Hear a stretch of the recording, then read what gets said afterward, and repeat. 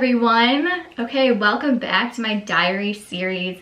I am trying to make some more personal videos, things that are actually going on in my life, not just all the pretty places.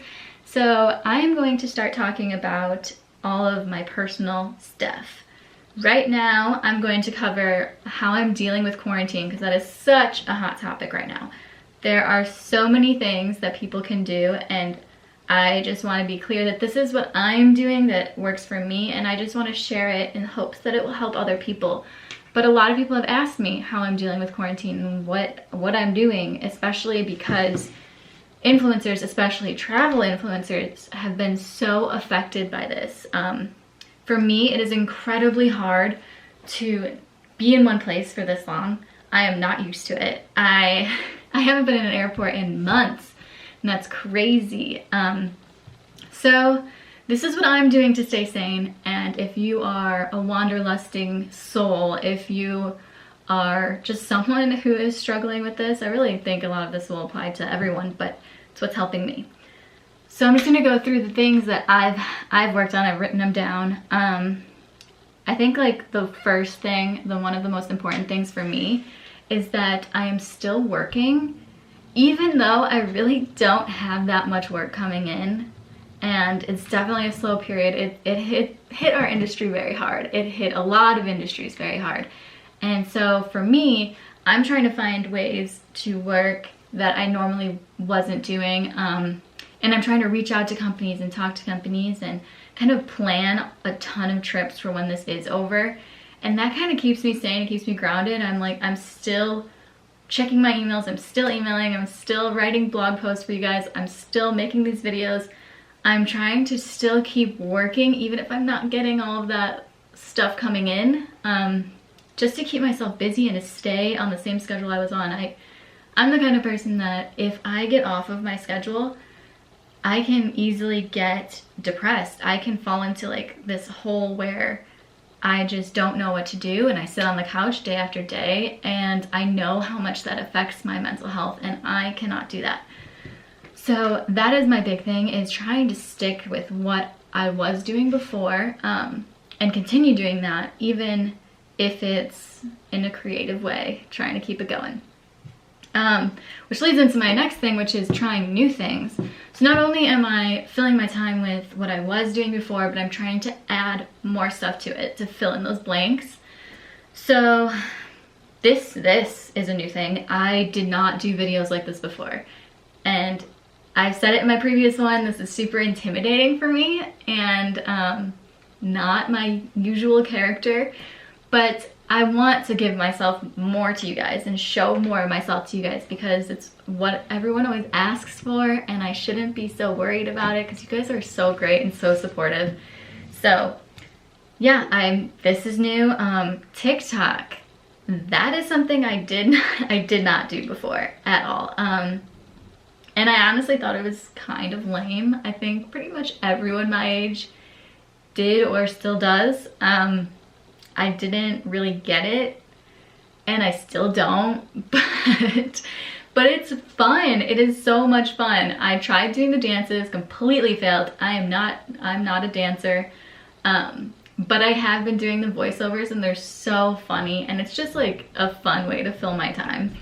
I'm not as creative at coming up with those things. I'm not that funny, but I love using other people's. It's a good time. So that is my second recommendation, is to just try something new. It does not have to be making videos or TikToks or whatever, but just something new. Maybe it's a new workout that you've been thinking of doing. Maybe you wanted to do yoga for a while and you just didn't, or maybe cooking. You never got into cooking and you want to do that now. That's something that could be new for you.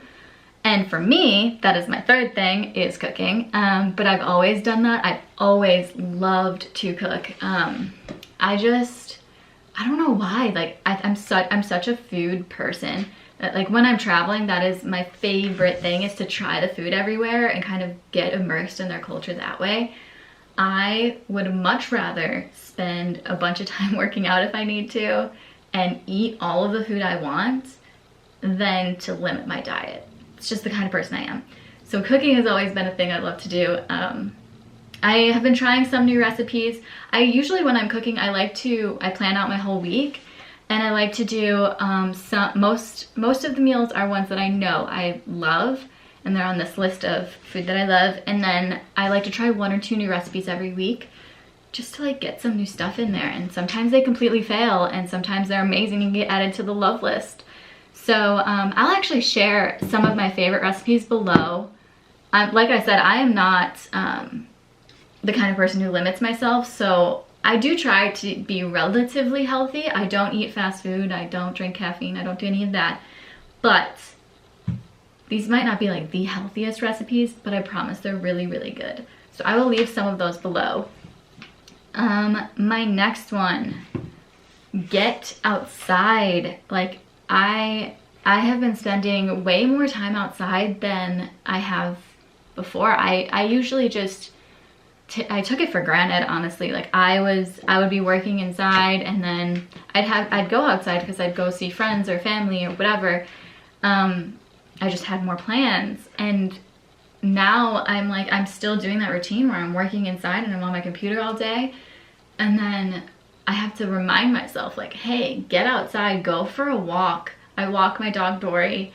Sometimes I do she can't keep up, honestly. She's getting kind of old.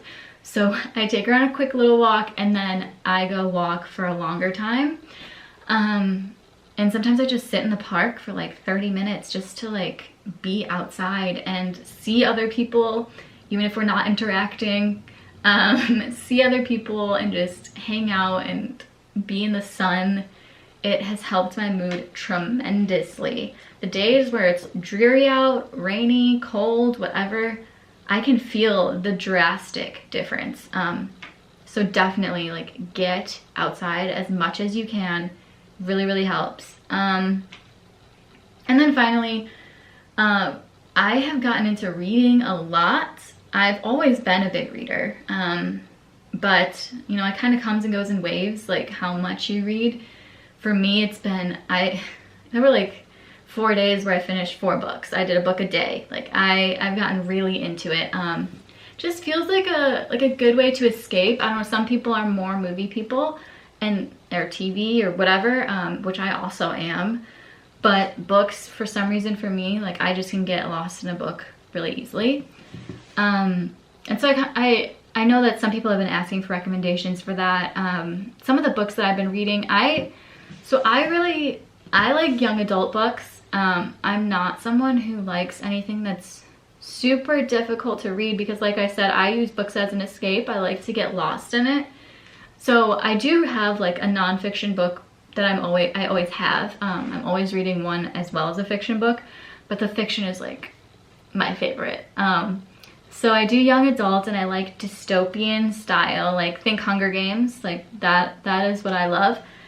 So some of the things I've been reading, I've read, I'm reading through the Selection series, which is an awesome one. I really like that.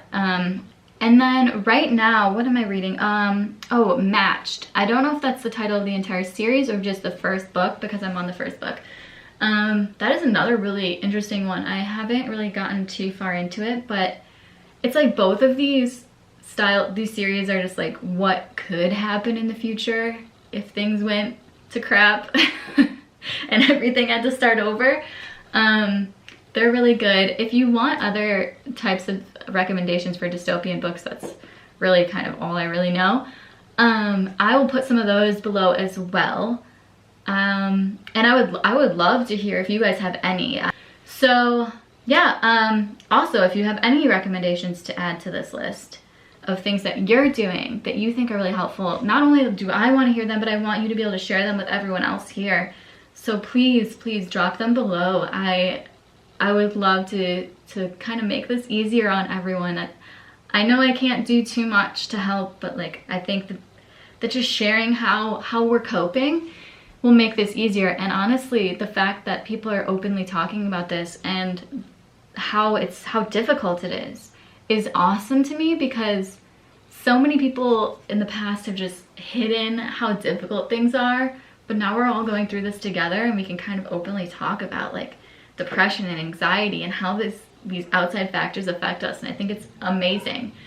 And I actually think I'm going to make a video on how depression and anxiety has affected me. But hopefully these tips help you, and I will try to keep making videos like this to see how I can help you as much as I can. So let me know if there's anything you want to hear, and thank you for watching.